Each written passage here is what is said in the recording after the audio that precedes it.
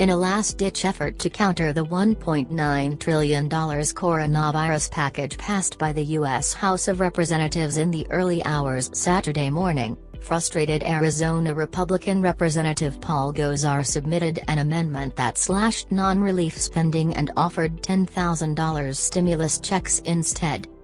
"I offered an amendment to prioritize $10,000 stimulus checks to Americans most affected by COVID-19 and lockdowns," Gosar said in a statement to Fox News Saturday. Instead, Democrats chose foreign aid, big tech transit, and Pelosi's political priorities over direct relief to American citizens. Gosar's amendment called for the removal of 10 agenda items out of the American Rescue Plan's more than 200 sections, including funding for the arts, federal and corporate transit projects, vaccine confidence activities and foreign aid.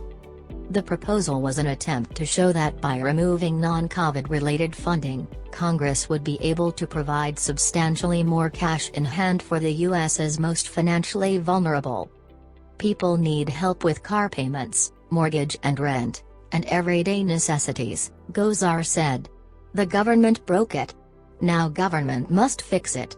The people, not corporations or billionaires, need this money to survive," he added, saying a $10,000 stimulus check should consider a down payment. The amendment was a non-starter with House Democrats. The American Rescue Plan was passed by 219-212 votes, with 2 Democrats, Reps. Jared Golden of Maine and Kurt Schrader of Oregon, crossing party lines to vote against the bill. Golden said his decision to vote against the mammoth fiscal package was due to the amount of spending not related to the coronavirus pandemic. During challenging times, the country needs its elected leaders to work together to meet the most urgent needs in their communities. This bill addresses urgent needs, and then buries them under a mountain of unnecessary or untimely spending, Golden said in a statement Saturday. In reviewing the bill in its full scope, less than 20% of the total spending addresses core COVID challenges that are immediately pressing, funding for vaccine distribution and testing, and emergency federal unemployment programs, he added. Though the Senate parliamentarian voted Thursday that the $15 minimum wage hike included in the bill would not comply with the budget reconciliation rules, House Democrats chose to keep the measure included anyways.